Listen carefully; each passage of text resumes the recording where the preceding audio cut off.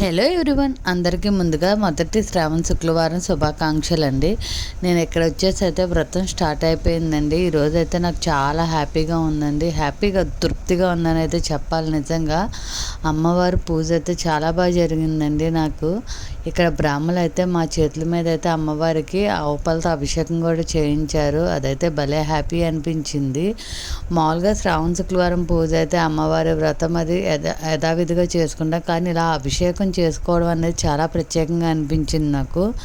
నిజంగా అమ్మవారిని కూడా చూస్తూ ఉంటే అలానే చూడాలనిపించిందండి ఈరోజు మా ఇంటి దగ్గర అయితే. నాకు అంటే మా ఇంట్లో నేను అలా చెప్పట్లేదు, నాకు ఎందుకో అంత బాగా అనిపించారు అమ్మవారు, చూడముచ్చటగా అనిపించారండి.